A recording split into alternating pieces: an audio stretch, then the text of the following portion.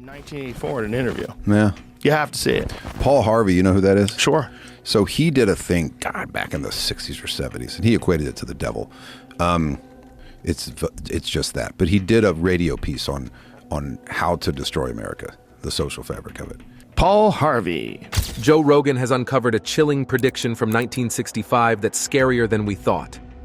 Paul Harvey, on his show If I Were the Devil, warned about a silent crisis brewing unnoticed. Harvey's words described a hidden danger infiltrating our society. Now, we must consider how deeply this threat has rooted itself. What if this insidious problem is more widespread than we imagined? Join us as we reveal the true extent of this hidden threat. Re-examining Paul Harvey's 1965 prophecy. Harvey showed the devil as a smart trickster who secretly planted doubts in young people's minds and encouraged them to disrespect important values. His devil didn't destroy things openly, but weakened the country's morals with quiet suggestions and gentle influences.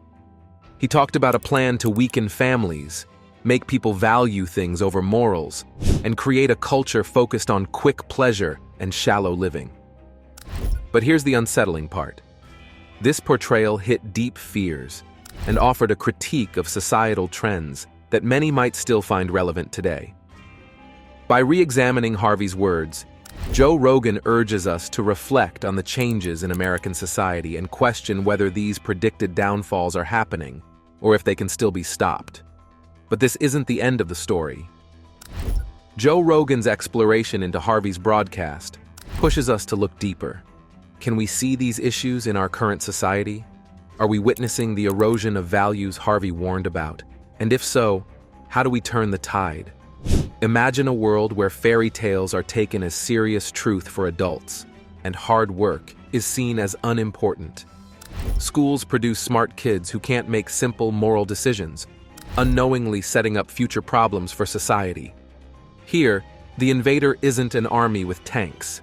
It's a sneakier force using our cherished tools, our churches, our media. You'd see churches fighting each other, news channels filling the air with upsetting stories, and a society obsessed with quick rewards, easy money, short-lived fun. But this wasn't the worst part. His broadcast, often called If I Were the Devil, was more than a casual observation. It was a serious warning meant to wake people up to the growing cracks in our society. Joe Rogan and others quickly understood the core of Harvey's message. Harvey urged everyone to see these societal cracks and fix them before they became too big to repair. In his imagined scenario, the devil didn't need to use dramatic things like fire and brimstone. He just needed to create a culture where shallow values were more important than ethical or communal ones. Comfort was more important than character, and having fun was valued more than having a purpose. Paul Harvey warned about this struggle, saying it was almost lost from the start. Realizing these concerns were first mentioned in 1965 makes it seem like we've been on a steady decline since then. To understand more, we need to look deeper, and the best place to start is by learning about the man behind these broadcasts. Paul Harvey was a well-known figure in American media, famous for his engaging radio broadcasts and relatable stories. His voice was instantly recognizable, reaching homes and hearts across the country. Harvey had a special talent for connecting with his audience, making his stories feel personal and immediate. He painted vivid pictures with his words, drawing listeners into the narratives he shared, making them think about life's bigger priorities and the cultural changes happening around them. But this wasn't the only remarkable thing about Harvey. His observations on societal changes, especially from 1965, now seem eerily accurate. He noticed how society was shifting towards valuing comfort and fun over deeper values, which now reflects ongoing debates about America's direction. His broadcasts were more than just news. They were a mirror showing the nation's collective mindset, encouraging people to question not just what they were doing, but why. Exploring Harvey's legacy gives us a meaningful way to understand the broader cultural and moral changes over the years. His stories were not just about reporting events. they were filled with an awareness of the changing times. This made his storytelling richer, and his reflections on societal values more urgent and relevant. Harvey's broadcasts became a key reference point for anyone wanting to understand the nuances of American life, both then and now. But that's not all. Harvey's insights also help us see how media can shape and reflect cultural values, offering a window into the past that helps us understand the present.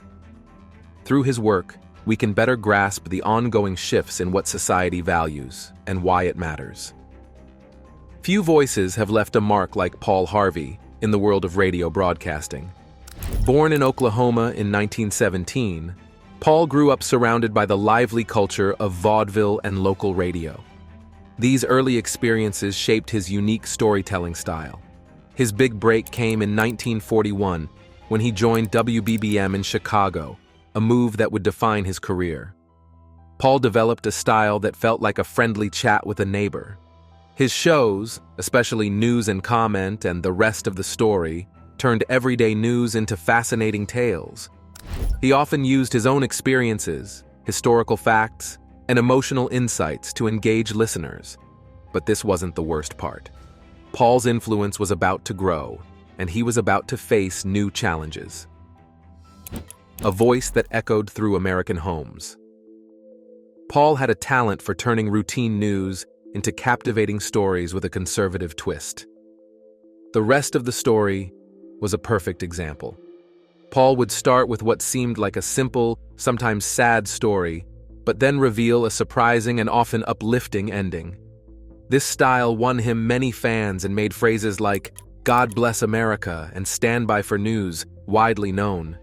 Some critics said he sensationalized stories, but his sincere, rich voice made listeners overlook these complaints. His dramatic delivery made the radio an essential part of many American homes, providing news, inspiration, and a sense of national identity. But this wasn't the end of his influence. Modern broadcasters like Joe Rogan show Paul's lasting impact. Rogan's ability to mix personal insights with social commentary reflects Paul's legacy. Paul's journey from Oklahoma stages to becoming a key figure in American culture shows a man deeply connected to American storytelling, inspiring broadcasters for generations. Paul Harvey was a famous name in American radio, known for adding an engaging twist to his broadcasts and telling stories that captivated millions. However, his career wasn't without its disputes. Many critics pointed out that Paul had a conservative bias in his The Rest of the Story segments. They felt his storytelling often missed the nuances of more complicated topics, offering a simpler version of the truth. Even with these criticisms, Paul Harvey kept a large and loyal audience. His impact on the media was undeniable. He was a pioneer in using new forms of media, including television, and wrote several books. His influence is clear in the many radio personalities who have adopted his style, focusing on engaging, human-centered stories that speak directly to listeners. But this wasn't the end of the story. Paul's legacy continued to spark interest and conversation long after his passing in 2009. An interesting twist involved his granddaughter, Dana, who faced significant backlash. She was accused of being manipulative in managing Paul Harvey's public image and taking control of his intellectual properties. This saga was similar to one of Paul's notable talks, If I Were the Devil, which captured the imagination of many, including Joe Rogan. This speech provides insight into the complex mix of media influence and personal legacy, showing the lasting power of Paul Harvey's work in American cultural history. A rather unsettling talk, Paul Harvey reveals what he thinks is the devil's master plan. You might know Harvey as the first to describe the devil's perspective in his powerful speech, If I Were the Devil. He starts with the idea that the devil wants to take over the whole world. But that's just the beginning. For the devil, the real goal is something even bigger and more important: America, seen as the juiciest, most tempting apple on the tree. To take over America, Harvey imagines the devil using a sneaky and underhanded strategy. He compares this to the biblical serpent that quietly tempted Eve to eat the forbidden fruit. This comparison is key, showing how the devil would use quiet and tricky persuasion. His main targets? The religious institutions that guide morals and ethics in America.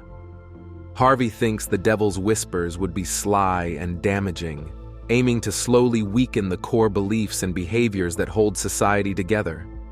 These whispers wouldn't be loud or obvious, but subtle hints and nudges pushing people towards doubt and moral looseness. People might start questioning the importance and authority of religious teachings, gradually moving towards a mindset that accepts moral flexibility and self-indulgence. But this isn't the worst part. Harvey dives deeper into the devil's tactics, suggesting that these whispers would promote selfishness, summed up by the motto, "Do as you please." This idea goes against traditional values like discipline, respect, and community responsibility, instead promoting a self-centered view where personal desires and pleasures come before the needs of others and ethical standards. Furthermore, Harvey's devil wouldn't stop at just weakening religious faith. He would also try to infiltrate all parts of culture and society. He would create conflict and division, making communities weaker from within. Social media, TV, and other forms of communication could be twisted to spread false information and increase controversies, further breaking down the social fabric.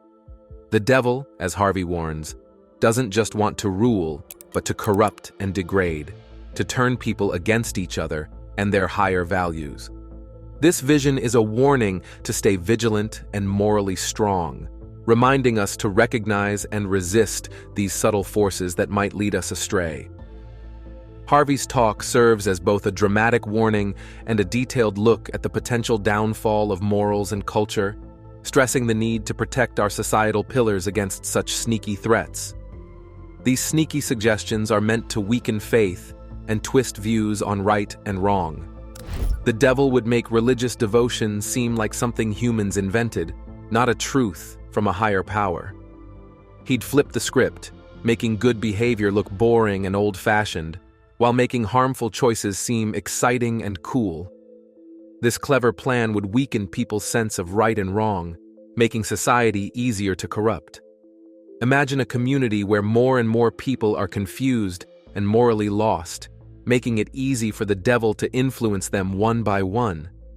But this isn't the worst part. The devil's influence was spreading everywhere. The devil's hold on modern media.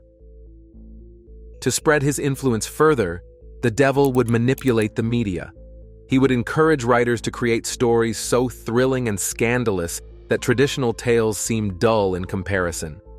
On TV and in movies, he would spark a competition, making TV shows look bad next to more provocative and boundary-pushing films.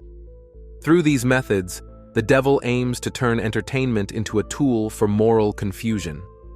He would blur the lines between right and wrong, making it harder for people to tell the difference between truth and lies.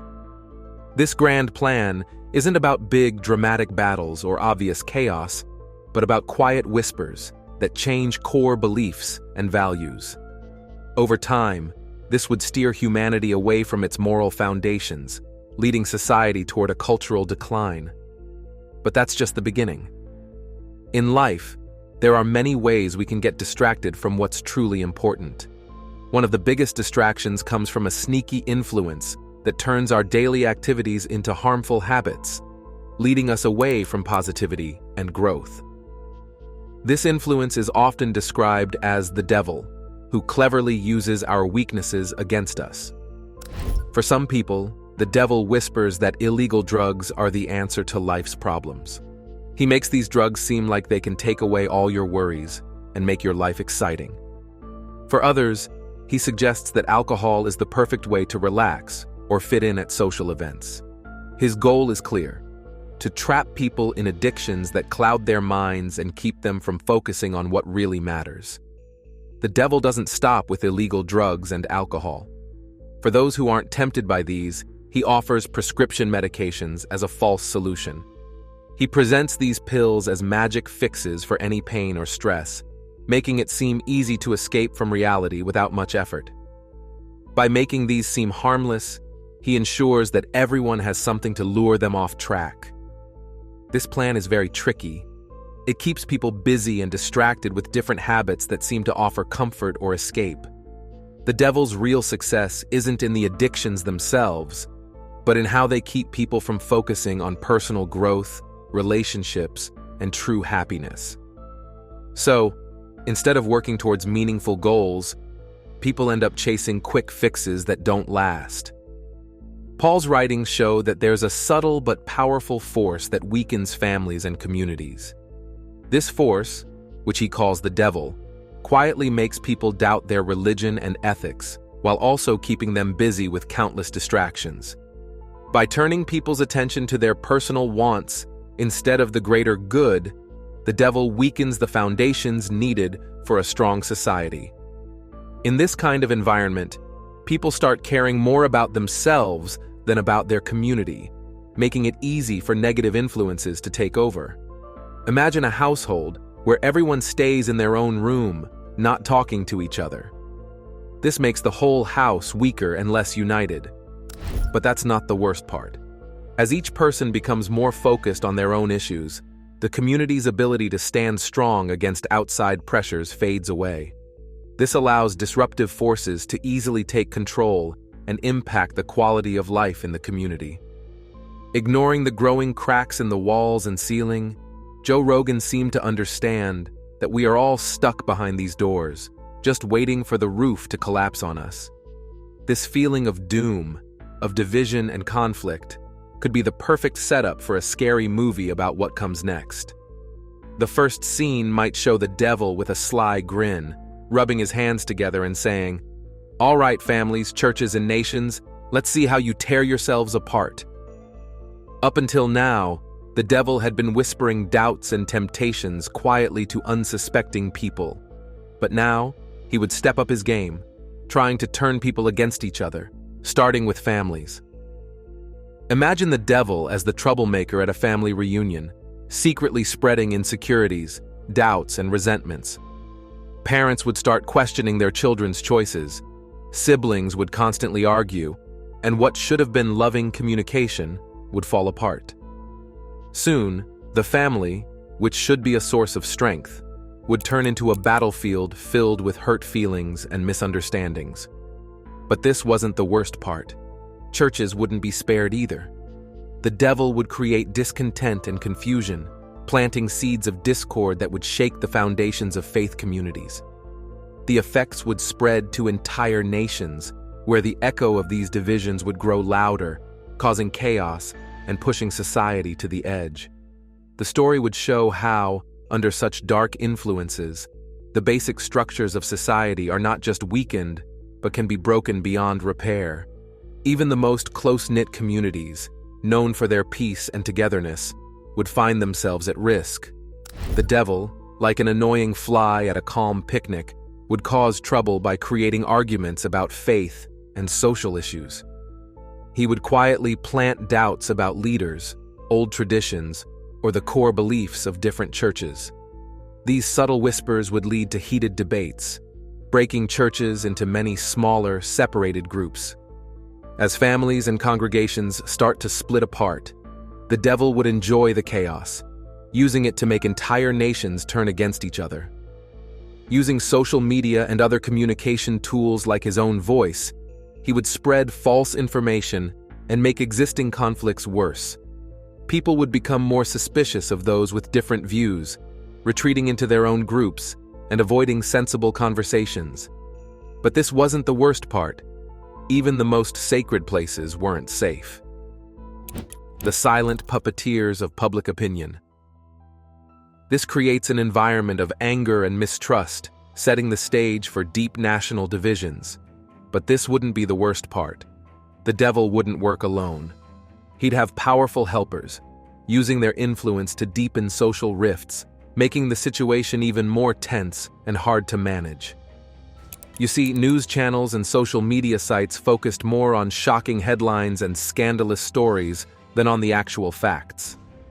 Like a sneaky whisper, the devil promises them high ratings if they stir up public outrage and division. As a result, the truth and deeper understanding are pushed aside, replaced by endless content meant to keep people angry, scared, and divided. You don't need to imagine this too hard. Just look at our current media landscape. This isn't a made-up scenario. It's what we see every day. But the devil doesn't stop with the media. He creeps into the education system too. He tells teachers to focus only on intellectual development, ignoring emotional growth. This leads to schools turning out graduates who are smart, but struggle to manage their emotions, resolve conflicts, or understand others empathetically. Paul warns that this trend is a recipe for societal collapse. Sadly, this isn't a far-off danger, but something happening right now. We see violence, anger, and fear all around us, while acts of kindness become rare. The world feels scarier every day, making us wonder if we should have listened to Paul's warnings sooner. Now think about Joe Rogan, someone who has often criticized Christianity and pointed out its flaws. Even he is starting to question if his judgments were too harsh or not well thought out. Paul Harvey gives a chilling insight, suggesting that Joe's realizations are just the beginning. We're left wondering what his awakening means for a society on the brink of division and despair. But this isn't the worst part. What happens next might be even more troubling. During a podcast, Joe had a surprising moment. He put his head in his hands, shocked by how accurate Paul's predictions were, even though they were made almost 60 years ago. Paul had hinted that these predictions might start coming true as early as August 2024. This made Joe and others think deeply about what Paul's words could mean for us today. Paul Harvey's speech, "If I Were the Devil," described a future where society crumbles from within. He talked about a world where important institutions fall apart and long-standing traditions are twisted to serve a dark purpose. Today, his words seem more relevant than ever, reflecting the changes we're seeing in society. With technology taking over, traditional values are being left behind. Like many others, Joe Rogan worries that Paul's prophecy is coming true.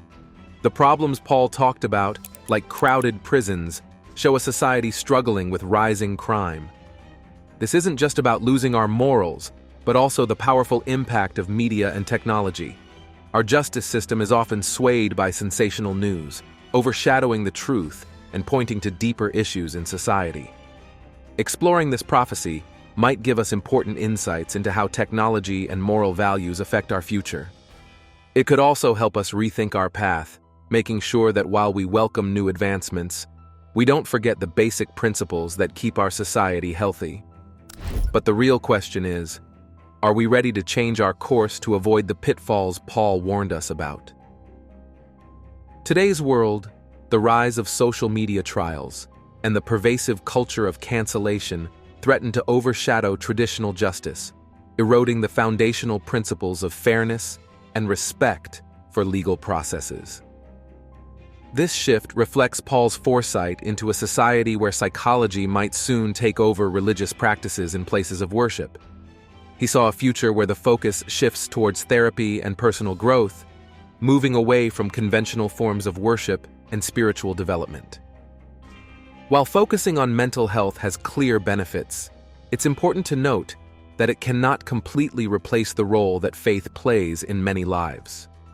Religions traditionally offer a strong sense of community, belonging, and purpose, things that therapy alone might struggle to provide. But this isn't the worst part.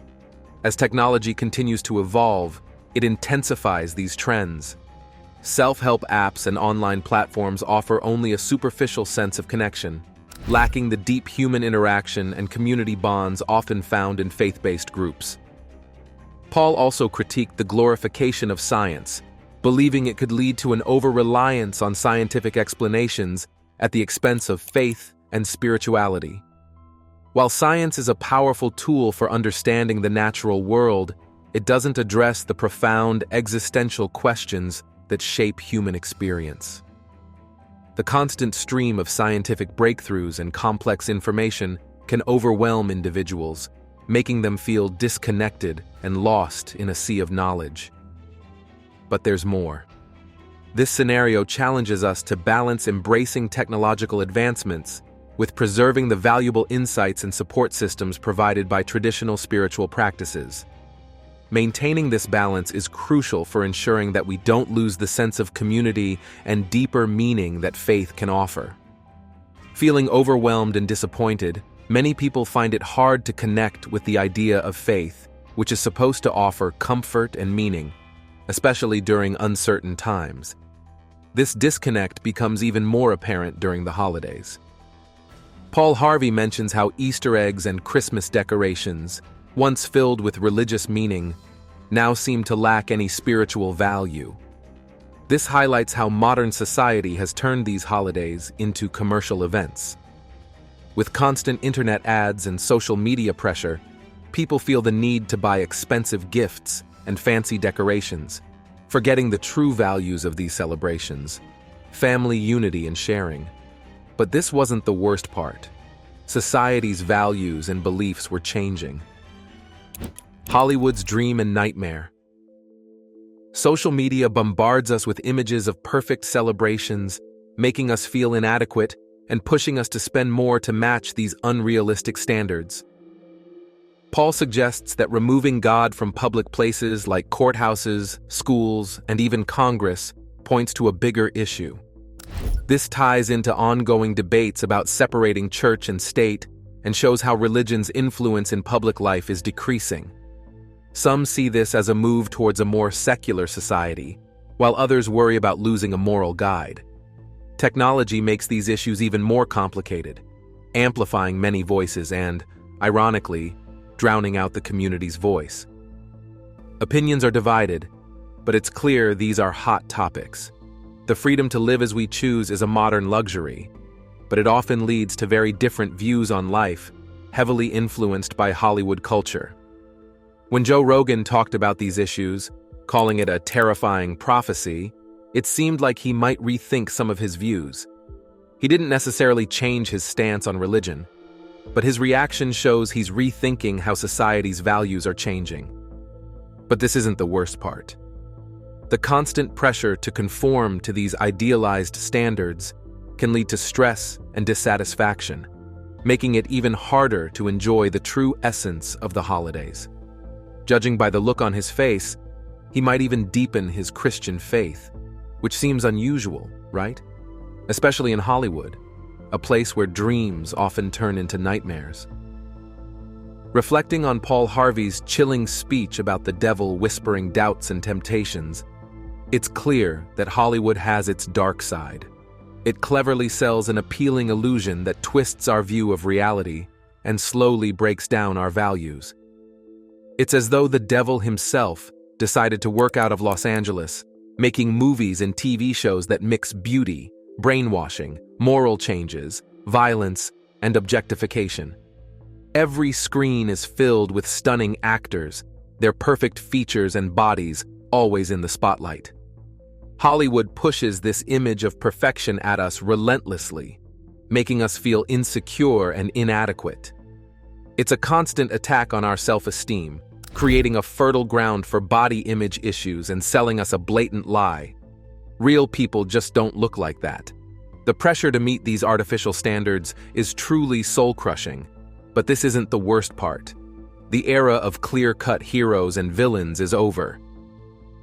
Nowadays, Hollywood loves to show characters with shades of gray. Anti-heroes with dubious intentions often take the lead, blurring the lines between good and evil. This change makes it harder for viewers to know what's right and wrong, often leaving them questioning their own moral judgments. This ambiguity, along with the constant push towards a false ideal, leaves a lasting impact on people, challenging their perceptions and ethical beliefs in a world increasingly driven by illusion and superficiality. Paul's devil had a clear plan to shape how future generations think and view the world. He largely succeeded. Hollywood often shows violence as something thrilling. More and more young people find enjoyment in watching these scenes. Explosions fill the screen, bullets fly in slow motion, and bodies drop lifelessly. This spectacle excites viewers, but when we step back, we see the real impact. The constant display of violence on screens makes us numb, making real violence seem less shocking. It's becoming alarmingly common. However, not all Hollywood films are shallow. Many tackle important social issues and spark discussions on topics like racism, sexism, and mental health. These movies show that film can be a powerful tool for enlightenment and driving societal progress. They prove that movies can push us towards a future where art contributes positively. But here's where it gets interesting. Art is a battleground, and faith is our weapon.